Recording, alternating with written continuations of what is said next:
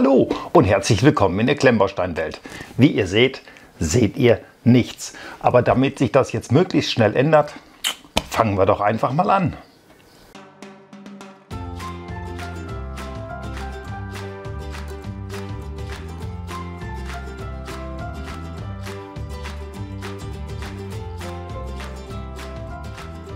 In den letzten Videos habe ich euch gezeigt, wie all diese Einzelkomponenten entstanden sind. Meine S-Bricks sind mittlerweile auch angekommen, alle 4 an der Zahl. Also würde ich sagen, auf in die letzte Runde.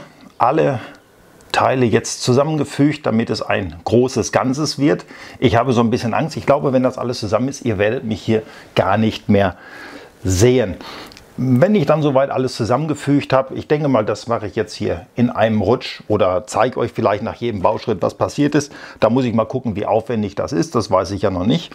Dann gehen wir auf das ganze Modell ein und ich werde euch auch so ein bisschen die S-Bricks erklären, weil da dann doch die ein oder andere Frage irgendwann mal gekommen ist. Hey Olli, S-Bricks, da habe ich noch nichts von gehört, was ist das überhaupt? Also werde ich euch dann mal zeigen, wie ich mir die App programmiert habe, dass ich das Ganze hier vernünftig ansteuern kann. Gehen wir dann alles in dem Video drauf ein und ganz zum Schluss werden wir dann versuchen, das Ganze hier ans Laufen zu bringen. Ich bin da sehr zuversichtlich, ich habe es euch in den einzelnen Videos immer gezeigt. Die Funktionen sind soweit alle da. Sie funktionieren ja auch wirklich hervorragend. Das konnten wir alle schon sehen, habe ich euch gezeigt. Ich denke mal, da wird sich jetzt auch nicht mehr viel ändern. Schwachpunkt dürften die Reifen bleiben, habe ich euch auch gezeigt. Aber auch da werden wir dann sehen, was dabei rumkommt. So, ich würde sagen, halten wir uns gar nicht großartig mit dem Gelaber auf. Ich versuche hier Platz zu schaffen, hole mir die Teile, die ich brauche, um das zusammenzuführen. Und dann geht das los.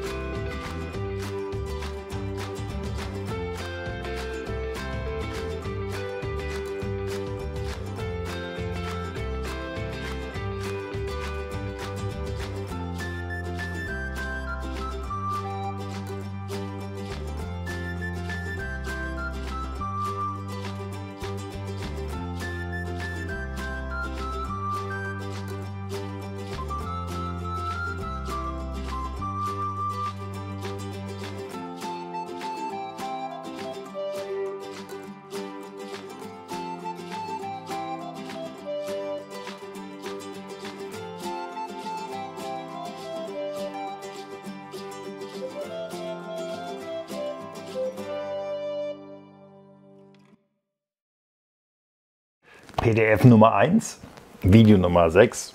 Nicht wundern, alles ist richtig, so muss es sein. Ich habe es ja erklärt. Erste und zweite PDF beschäftigen sich damit, die ganzen Module zusammenzubringen.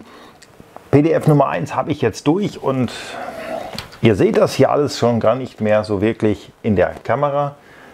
hier, da wo meine Hand aufhört, da hört der Tow Truck aktuell auf. Klar, hier hinten das Ende könnt ihr erkennen. Es hat sich immer noch nichts geändert. Das, was ich hier zusammenbaue, das hält, das hat Hand und Fuß und das ist auch alles durchdacht. Ich gebe zu, hier bei den Reservekanistern, die 3, die hier drin steht, bei dem blauen ist alles soweit in Ordnung. Bei dem grauen und bei dem grünen kann man also ganz klar erkennen, da gibt es ordentliche Farbabweichung. Hier hinter versteckt, ich muss jetzt über die Kamera gucken, da sind noch 2 Bremsklötze. Ich mache es mal hier auf, weil hier auf der Seite kann ich das auch. Bremsklötze sei schon, hier sind noch 2 Unterlegkeile drin versteckt. Hier auf meiner Seite ein paar Ketten, jede Menge Werkzeuge. Die Unterlegeplatten für die Stützfüße. Hier, nein, auf der Seite ist auch einer versteckt. Also es ist also nicht nur, dass wir hier alles jetzt stumpf ineinander bauen und uns auch darüber freuen, dass auch das alles passt, wenn man nicht gerade so dusselig ist wie ich und hier den einen oder anderen Baufehler mit eingebaut hat, ist das alles wahnsinnig stimmig. Die ersten S-Bricks, ich kann das nicht mehr ziehen, die haben ihren Platz gefunden. Hier hinter sind die beiden Akkuboxen, das könnte ich vielleicht mal versuchen. Also ihr seht das, ich hebe das hier an 2 Pin hoch, das hält das Ganze. So, und damit man da dran kommt, das ist über die Kamera, ist das schwer zu sehen, kann man das Ganze hier aufmachen und ihr könnt das hier so leicht, nee, in die andere Richtung muss ich es drehen, könnt ihr sehen, hier kommt man dann auch an den Ein- und Ausschalter, ohne dass das zu Problemen führt. Und hier, ich habe die andere Hand hier, also ich untermale hier nichts. Das Ding ist robust bis ins geht nicht mehr. Das macht also wirklich einfach nur Freude. Und Freude wird es auch mit Sicherheit machen, jetzt die letzte PDF durchzubauen. Dann liegen gigantisch viele Stunden an Arbeit hinter mir. Aber es ist nicht einfach nur Arbeit, es ist also wirklich eine wahre Freude, das Ganze bis hierhin zusammenzubauen. Ich bin gespannt auf das letzte endgültige Ergebnis des Tow Trucks und deswegen will ich jetzt auch gar nicht großartig hier weiterreden und mir und euch die Zeit rauben, sondern einfach nur weiterbauen und genau das werde ich jetzt auch machen.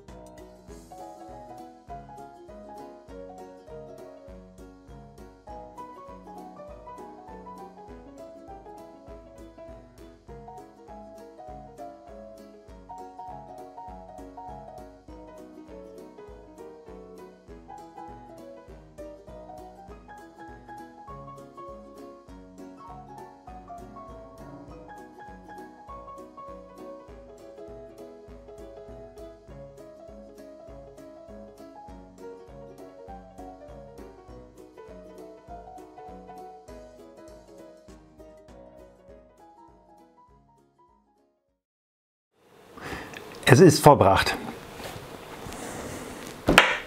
Ein Riesenapparat. Es hat wahnsinnig viel Spaß gemacht. Hier habe ich einen Fehler gemacht, so, schon ausgemerzt. Es hat wahnsinnig viel Spaß gemacht, das Ganze vom ersten bis zum letzten Pin oder Stein wachsen zu sehen. Also das ist wirklich gigantisch. Ich muss es selber erstmal ein Stück wirken lassen. So, jetzt kommt natürlich das, was alle wissen wollen. Funktioniert das Ding? Fährt es? Lenkt es? Gehen die Funktionen von vorne bis hinten? Klar, habt ihr in den Speedbuilds gesehen, ey Olli, erzähl keinen, du hast doch schon rumgespielt. Ich habe immer mal wieder zwischenzeitlich so ein bisschen getestet. Völlig richtig. Aber der letzte große Funktionstest, den muss ich draußen machen. Da habe ich hier drin überhaupt keinen Platz. Wir haben hier, wartet, wir schauen uns das jetzt mal zusammen an. Denn das ist ja wirklich Wahnsinn! Ich muss es von hier bis da messen. Wir haben hier 88 cm in der Länge. Der höchste Punkt ist hier 35 cm in der Höhe. Wo soll ich hier fahren bei 1,20 m? Da fahre ich 40 cm vor, 40 cm zurück. Das verzeihen mir die Reifen nicht. Die Reifen, ich habe sie aufgezogen. Das, was ich euch erzählt hatte, die packen das nicht. Und ich glaube auch, die werden den Fahrbetrieb nur ganz, ganz schwer schaffen. Es ist ja selbst beim Reifen aufstecken, ist mir der erste Mantel da schon runtergeflogen von der Felge. Der erste Reifen von der Felge geflogen. Das ist der große Knackpunkt. Das kann ich vorwegnehmen. So, bevor wir das Ganze testen, gehe ich noch mal eben kurz ein bisschen auf die S-Bricks ein. Einige von euch haben mir schon Nachrichten geschrieben, weil sie die einfach nicht kennen und sich wundern, warum nehme ich hier nicht irgendwelche Motoren mit Fernbedienung und Akkuboxen und packe das hier rein. Deswegen gehen wir jetzt mal auf die S-Bricks ein. Ich zeige euch jetzt mal so ein bisschen auf dem Bildschirm, wie das Ganze programmiert wurde, wie das Ganze funktioniert. Das sehen wir dann später im Detail.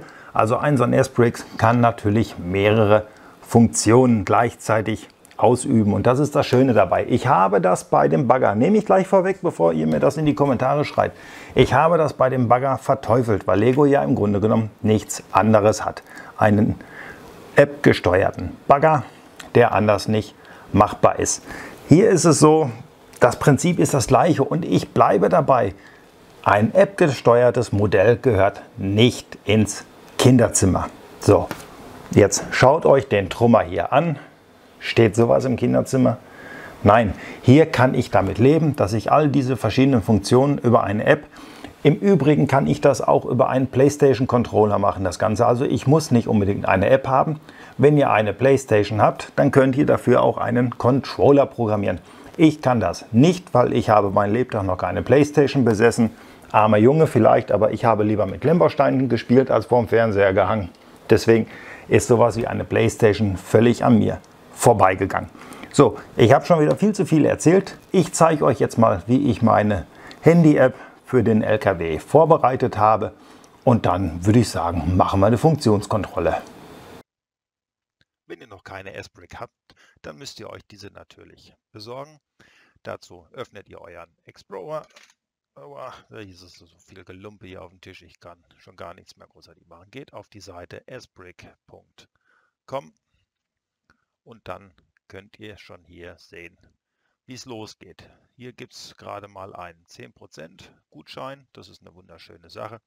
Dann geht ihr rüber in den Shop, könnt euch die S-Bricks aussuchen. Die S-Bricks Plus habe ich jetzt hier in diesem Set nicht verwendet. Ich habe die ganz normalen S-Bricks aus dem Shop. Hier seht ihr dann die Preise.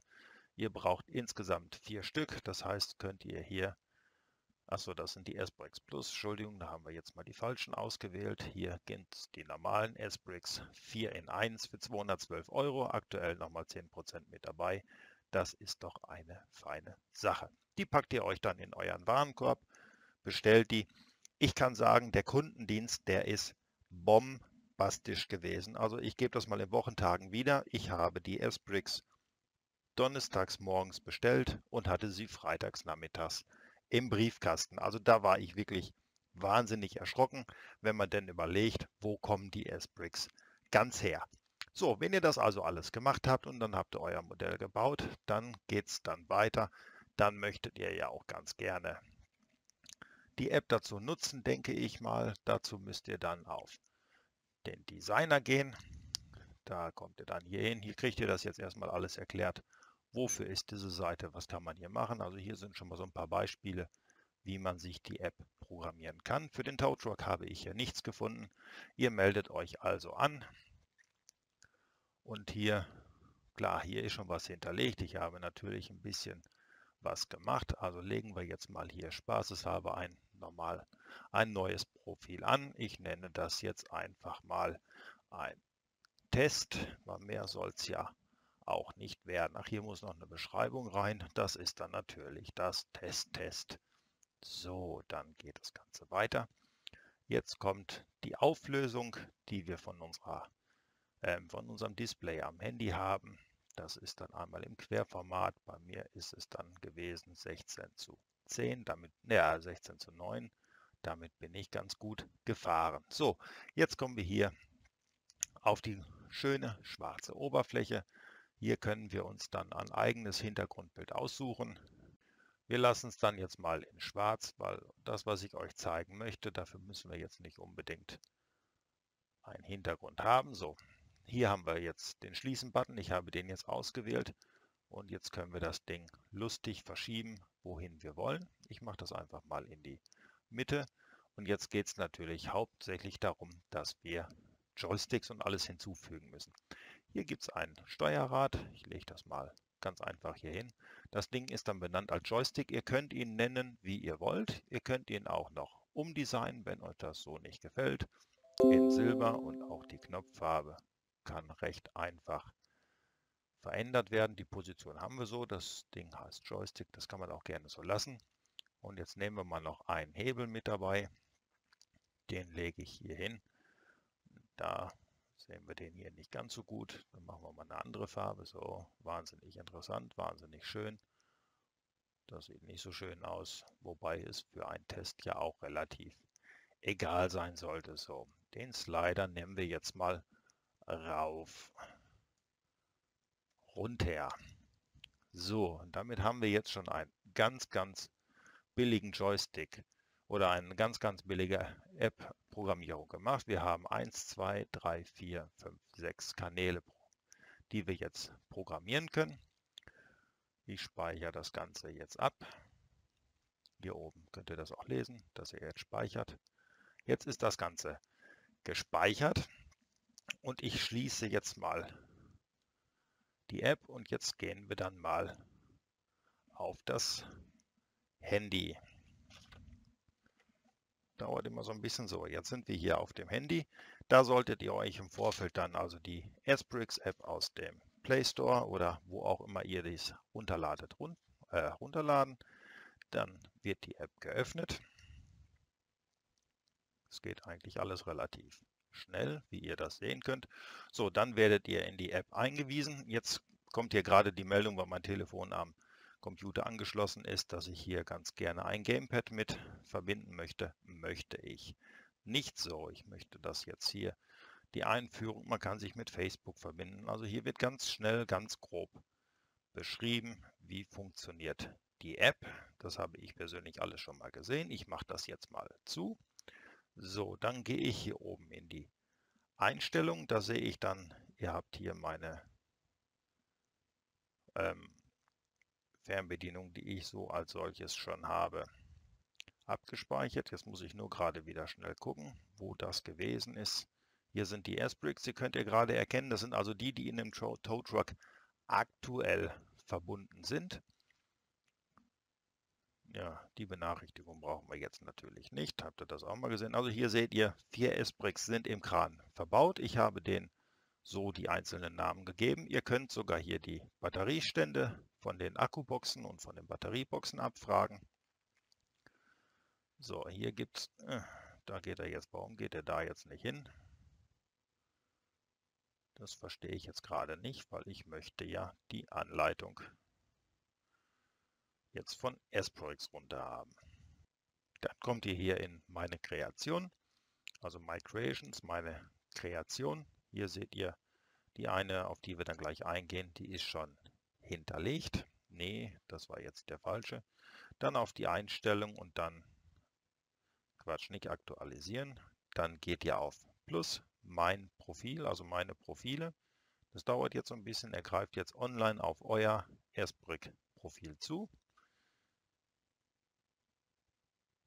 18:9, 16, wo ist 16:9? So, in dem 16:9 seht ihr jetzt das gerade von mir angelegte Testprofil. So, jetzt weiß er natürlich, dass das eingerichtet werden muss. Also gehen wir da mal auf die Einrichtung. So, abgefragt, so Steering, da gehen wir jetzt mal runter. So, ihr seht jetzt also, hier sind die ganzen Ports der Esprix, die schon hinterlegt sind. Ich habe sie halbwegs so benannt, dass ich das Ganze finden kann. wenn ihr das nicht wisst, weil es falsch benannt hat, könnt ihr immer auf Testen gehen. Das dauert dann ein wenig, das finde ich phänomenal. Also bei der Einrichtung dauert das wahnsinnig lange, wenn ich auf Testen gehe, dass ein S-Brick gefunden wird. Jetzt könnt ihr hören, jetzt kommt erst der Test. Also das dauert wahnsinnig lange. So, also legen wir jetzt das Fahren hier drauf. Ihr habt dann im Nachgang noch die Möglichkeit, die Richtung des Ganzen umzukehren oder das so zu lassen, wie es ist. Da müsst ihr dann immer so ein bisschen testen. Wenn ihr mal einen Motor andersrum eingebaut habt, könnt ihr also hier die Richtung umkehren und es gibt keine Probleme. Also ihr seht, da ist meine Testanleitung, hier ist meine richtige und die richtige machen wir jetzt mal auf. So, jetzt seht ihr hier, jetzt will sich das Ganze verbinden. Das funktioniert auch relativ flott und relativ zügig und da habt ihr dann die Bedienung vor euch liegen. Habt ihr nicht, weil jetzt irgendwie hier mein Bildschirm hängt, warum auch immer er das macht. Also ich persönlich sehe hier und ihr könnt es hören, ihr seht es auch im Hintergrund, also es arbeitet schon, aber ihr seht hier noch den falschen Bildschirm. Ach, ich liebe Technik, ich liebe Technik. Nein, den Bildschirm trennen wollen wir jetzt nicht. Nee, da macht er jetzt nicht so wirklich mit. So, dann starte ich das Ganze nochmal neu. Mal gucken, ob es jetzt dann auch die Verbindung zum Bildschirm rüber gibt. Ich liebe es, wenn ein Plan funktioniert. Also das macht er da komischerweise nicht. Er zeigt mir jetzt immer den letzten bei euch verbinden. Ich hier bei mir sehe, dass das funktioniert. Ihr seht auch, dass der Hebel sich bewegt. Also ihr könnt das sehen. Ich will jetzt nicht allzu viel rumspielen, weil das Modell hier ja jetzt noch Jetzt ist es weg. Also so habt ihr dann das Ganze hier liegen. Ihr habt die verschiedensten Knöpfe. Hier habe ich das Licht draufgelegt. Hier liegt die Pneumatik. Also ihr könnt sehen, das funktioniert alles und ihr hört auch vielleicht im Hintergrund so ein bisschen, wie die Motoren summen. Also es ist definitiv eine Sache, die funktioniert. Und somit, was soll ich jetzt großartig dazu noch sagen? Also ihr seht, diese App funktioniert. Ich habe mir hier oben auch nochmal die Batterieanzeige reingemacht. Das könnt ihr sehen. Also ich habe hier mein Licht, meine Druckluft. Hier habe ich den Abschleppbaum, dass der rauf und runter geht. Hier habe ich die Abschleppbrille, dass die rauf und runter geht. Den ganzen Klotz habe ich mir hier für die Stützen belegt, also Stützen rauf, Stützen runter, Stützen einfahren, was ja nur die vorderen betrifft. Hier habe ich mir dann den Kran hingelegt, Kran schwenken, rechts, links. Dann logischerweise den Kran rauf, runter, den Teleskop ein-, ausfahren und hier nochmal die beiden für die einzelnen Haken.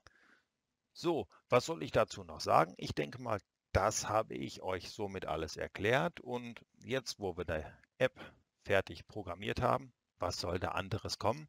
Wir gehen mal an die frische Luft und testen den Tow Truck.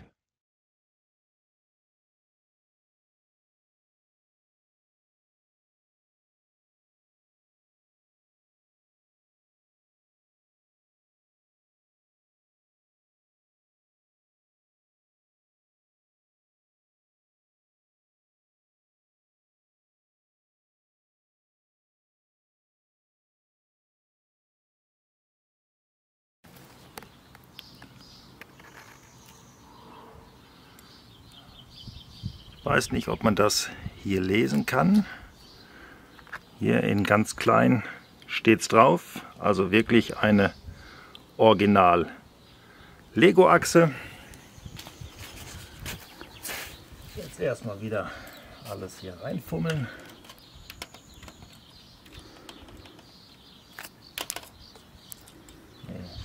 Müll zu Müll. Du bist weg.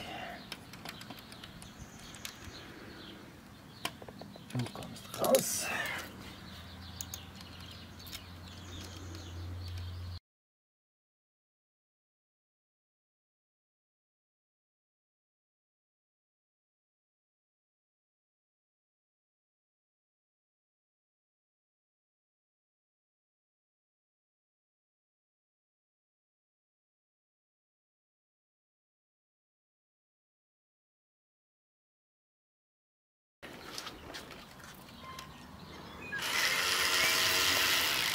Irgendwo noch der andere Wurm drin.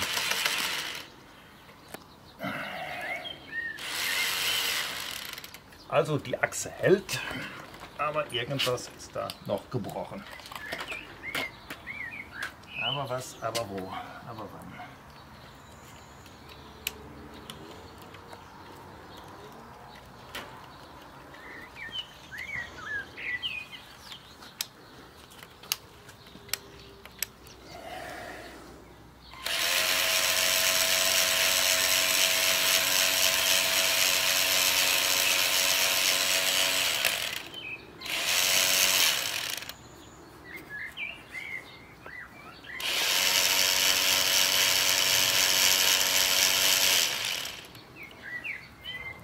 Da wird wohl die Friktion, das wird nicht reichen.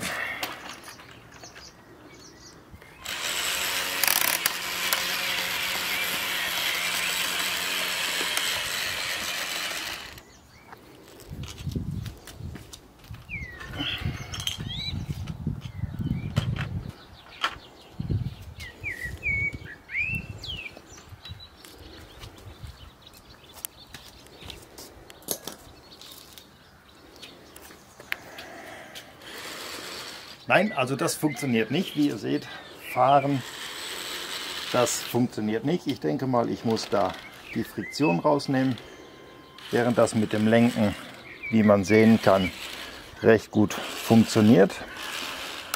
Das Fahren hat also massive Probleme. Man sieht es an allen Ecken und Kanten. Also gehen wir die anderen Funktionen einfach mal durch und schauen, ob sich denn der Rest alles so weit bewegen lässt, wie man sich das erwünscht. Also die Stützfüße kommen raus und senken sich auch ab.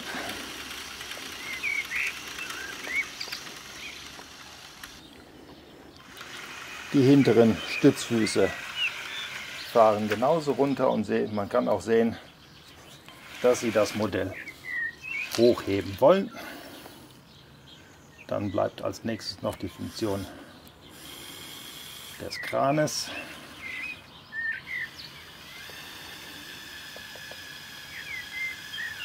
Da lässt sich es also auch sofort erkennen, es funktioniert.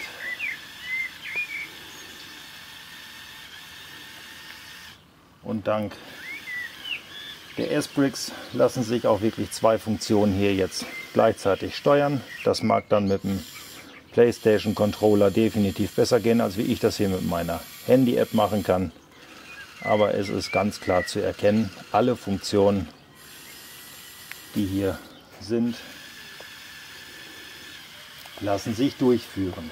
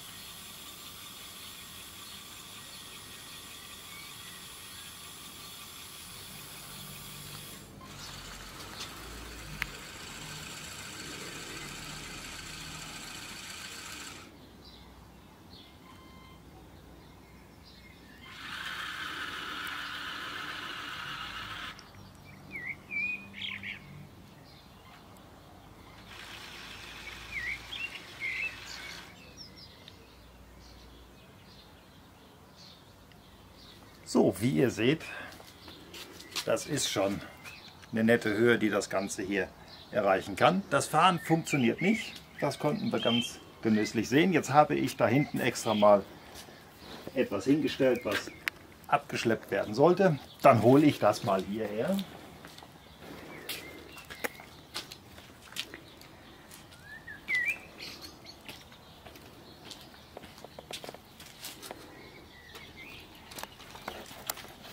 Das passt vom Maßstab her leider nicht.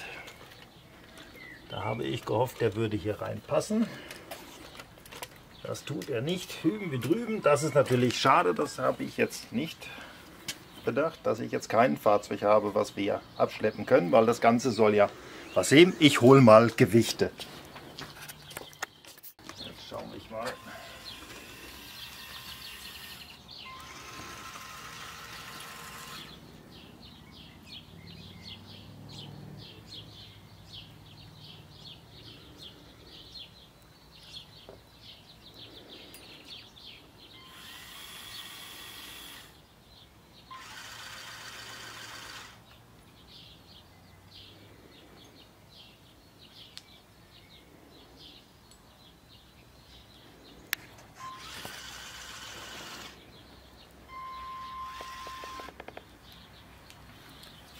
So, laut Bedienungsanleitung und Internet 2 Kilo Tragkraft.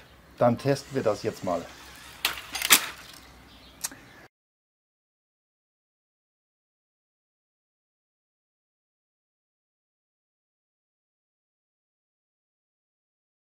Schade, schade, schade. Also mit 2 Kilo, da hat es dann wieder irgendwas zerrupft. Da bin ich gespannt, wo jetzt wieder das Problem ist. Es ist herrlich, so ein Modell dann auch mal schnell zerlegen zu dürfen. Also die angegebenen 2 Kilo sind nicht. Das Problem ist schon gefunden. Das Problem ist hier ein relativ einfaches. Es ist also nicht, dass die Steine das Ganze nicht heben. Es ist dann einfach nur, dass das Lego-Seil, und das ist ein Lego-Seil, das Ganze nicht mehr hochziehen kann. Das heißt für mich hier drin nochmal schnell aufgemacht, um dann das Ganze wieder zusammenzubauen. Jetzt erstmal meine Haken zusammen. Ich denke mal, ich mache das jetzt alles und dann sehen wir uns dann später im Fazit am Tisch nochmal wieder. So, da sind wir wieder in den 4 Räumlichkeiten. Das konnte ich wahnsinnig schnell richten. Das war also keine große Sache. Das Ganze hier drin ist ein Flaschenzug und der wird hier oben einfach nur angeknotet. Also da ist nicht einmal das Seil gerissen. Da ist es einfach nur so gewesen. Hat er einen scheiß Knoten gemacht. Muss man mal so benennen, wie es ist. Das ist nichts gewesen, deswegen ist das Ganze zusammengekracht. Es ist einfach nur der Knoten aufgegangen. Ansonsten, ihr könnt das ja wunderbar sehen und ihr habt es ja auch gerade gesehen, als das zusammengebrochen ist. Es sind keine Teile geflogen. Also das Ding ist wahnsinnig robust. Der hat es sofort verziehen bei dem, was da passiert ist. Ihr könnt hier unten sehen, ich hänge wieder am Strom. Und jetzt will ich noch mal gucken, weil wie gesagt, es war angegeben mit 2 Kilo und das fasziniert mich. Und da mein Knoten einfach nur aufgegangen ist, ich versuche es noch mal. Ich hoffe, das geht jetzt hier drin nicht schief. Ich habe 2 Tassen von mir genommen. Ich selber weiß gar nicht, was die wiegen. Ich muss jetzt mal hier den Freund und Helfer aus dem ersten Teil noch mal bemühen. Mach den mal schnell an. Genau, das funktioniert auch. Mal eben hier abmachen. Wo ist Kilogramm ist hier. Jetzt wiegen wir mal eine Tasse. Es kommt also ungefähr hin. Nur diesmal verteile ich die Kilo auf beide Haken. Mache das also nicht an einem Haken. Vielleicht ist das der Fehler, aber das stand auch nicht dabei. Es stand einfach nur dabei, das Ding kann 2 Kilo heben. Ich verteile das jetzt auf beide Haken. Meine App, hier liegt mein Handy. Also ich versuche das jetzt mal und ziehe das mal langsam hoch. Jetzt muss ich nur gucken, dass ich den richtigen erwische. Ja, das ist der richtige.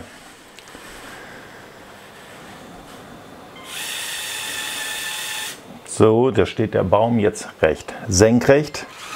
Ne, so ist runter und so ist hoch. Und ihr seht, es klimpert, ja. Aber ja, er hebt die Tasse, wenn man einen vernünftigen Knoten macht. Der Motor quält sich, brauchen wir gar nicht drüber reden, aber jetzt mal ernsthaft, wer versucht die 2 Kilo wirklich zu heben oder wer hebt sie wirklich? So, jetzt wird es dann nochmal spannend, weil jetzt kommt Kilo Nummer 2 mit dabei. Auch der Motor quält sich, das hört man. Aber die Tasse wird gehoben. Also das ist wirklich so eine Sache gewesen, da ist nicht übertrieben worden. Es können damit 2 Kilo gehoben werden. Ich bin nicht voll aufgeladen, das muss ich gleich mit dabei sein. Jetzt muss ich mal ich lasse es jetzt mal hier so ein bisschen ab, ändere jetzt also einfach mal so ein bisschen den Winkel des Ganzen. So, mal hier so ein bisschen Tassenkegel machen. Also es funktioniert. Es ist jetzt mit Sicherheit wirklich absolute Kotzgrenze, was ich hier ausprobiere. Aber es geht. Wenn ich jetzt mal noch wüsste, was Drehen gewesen ist. Also nee, Drehen war auf einem ganz anderen. Aber es hält. So ein bisschen so, dass es wieder halbwegs nebeneinander hängt. So hängen die beiden Tassen auf einer Höhe. So, und dann schauen wir mal noch, dass wir das Ganze rüber drehen. Also da hängt dann jetzt, denke ich mal, zum Drehen, ich lasse das lieber sein. Also zum Drehen hängt hier wirklich zu viel Gewicht dran. Das kann man hören, das knackt. Das probieren wir dann lieber nicht aus. Aber ansonsten funktioniert das Ganze hier wunderbar. Ne, also ihr seht, das Ganze geht. Es geht rauf und es geht auch runter. Also wurde da wirklich nicht übertrieben. Und ich habe euch das auch im Bau schon alles so wunderbar gezeigt. Es war ja wirklich alle Funktionen, die vorhanden gewesen sind. Also da erzähle ich ja kein vom Märchen und zeige euch das hier heute nicht zum ersten Mal. Ich habe euch das ja gezeigt. Das funktioniert. Was bleibt denn abschließend zu sagen für den Ganzen? Es ist wahnsinnig imposant. Ich hänge ja hier mal gerade so, dass ihr mich noch erkennen könnt. Also das ist ein wahnsinnig imposantes Modell. Es hat wahnsinnig viel Spaß gemacht, das Ganze zu sehen. Wachsen zu sehen, meine ich. Ein Manko gibt es in der Version, wie ich es hier liegen habe. Der Antrieb. Also tut euch selber einen Gefallen. Ihr habt das gesehen. Wenn ihr den Antrieb macht, ihr müsst also 2 Zahnräder, die rein für den Fahrantrieb sind, und die Gelenkwellen, die für den Fahrantrieb sind, die würde ich nochmal austauschen beim nächsten Mal und würde die dann definitiv aus Original Legostein machen. Ihr habt es gleich an der Achse gesehen, die Achse hat es gehalten. Dann haben jetzt die Zahnräder durchgedreht. Jetzt eben schnell 2 Zahnräder zu drehen, das ist natürlich ein immenser Aufwand. Deswegen mein Tipp an euch, tauscht die gleich aus, benutzt die aus Lego. Es steht auch in der Bauanleitung, wenn ihr das Ganze bauen wollt, dass wenn ihr dieses Problem nicht haben möchtet, dass er eventuell mal nicht fährt, lasst sie weg, nehmt normale Zahnräder. Steht gleich auf erster Seite oder Seite 1 im Handbuch. Schaut nochmal in das erste Video, in das zweite Video, glaube ich, war es. Da habe ich euch das auch erzählt und ich glaube sogar gezeigt, dass es da also selbst vom Designer eine Empfehlung gibt, dass man die rauslassen kann, um wirklich eine 1:1 Kraftübersetzung zu haben. Ich spiele mit diesen Dingern nicht. Er hat jetzt einmal funktioniert. Ich baue den jetzt gleich wieder zusammen und dann kommt er bei mir ins Regal und Batterien raus und dann bin ich glücklich damit. S-Bricks noch mal raus, weil die müssen ja nicht in so einem Modell versauern. Ich habe gesehen, es funktioniert alles. Ich bin damit wahnsinnig glücklich. Also hier ist im Vergleich zu dem Liebherr LTM ist wirklich technisch eine Sache, das funktioniert 100%. Also ich bin wirklich glücklich mit dem Ganzen, bin froh, dass ich das Ganze gebaut habe und bin auch glücklich, wenn ich euch damit wirklich helfen konnte, eine Entscheidung zu fällen, baue ich den oder baue ich den nicht. Also ich persönlich würde sagen, baut den. Wenn ihr die Absicht hattet, euch den zu holen, holt ihn, macht das, baut ihn. Das Risiko mit fehlenden Steinen, ich kann euch nicht sagen, kauft das da und da, das Risiko wird es immer geben. Das hat es beim Kran gezeigt, das hat es auch bei anderen Seiten schon gegeben. Es gibt immens viele Unterschiede, aber es waren immer Fehlteile mit dabei. So leid wie mir das tut, dass ich das sagen muss, das muss man in Kauf nehmen. Andersrum muss ich ganz ehrlich sagen, es sind tausende Steine übrig geblieben mit Pins und Zahnrädern und also ihr seht es ja hier, was hier rumsteht, das ist nichts aus meinen Restekisten. Das war alles mit beim Kran dabei. Hier stehen überall noch welche, egal in welche Himmelsrichtung ich gucke, überall sind Schüsseln voll mit Steine. Also meine Schüsseln sind nicht alle leer geworden, überall ist was übrig geblieben. Eine Sortierung, die man da jetzt also wirklich nicht verstehen muss, dass man so viele Fehlteile hat und viel zu viele Teile zu viel. Für mich ist es für mein nächstes Modell vielleicht ganz gut, weil wenn mir Teile fehlen, ich habe jetzt wieder einen riesengroßen Fundus, aus dem ich schöpfen kann. Der ist nach meinem Kran ja recht erschöpft gewesen. Jetzt ist er wieder voll. Was soll ich noch sagen? Nochmal vielen Dank an alle, die es möglich gemacht haben, dass dieser Truck so schnell entstehen und reviewed werden konnte, wie das jetzt passiert ist. Vielen Dank, dass ihr mir 6-mal und ich glaube heute auch eine Menge Zeit geschenkt habt, um euch das Ganze anzuschauen. Danke für die ganzen Kommentare und für die Ideen, die ihr mir geschickt habt. Sei es denn hier über WhatsApp oder wo mich das nicht alles erreicht hat.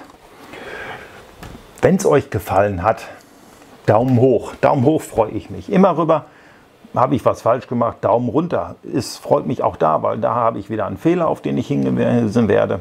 Kann ich ausmerzen. Werden dann also irgendwann vielleicht mal immer weniger Fehler. Ist ja eine feine Sache. Wenn ihr kein Abo habt, Abo dürft ihr auch immer gerne machen. Freue ich mich natürlich auch immer riesig. Und wenn ihr benachrichtigt werden wollt, wenn es was Neues zu sehen gibt, dann drückt ihr die Glocke und schon habt ihr alles, was ihr braucht. Einen schönen Tag, den wünsche ich euch natürlich für heute auch. Und bis zu meinem nächsten Video, das wisst ihr, bleibt bitte gesund. Danke.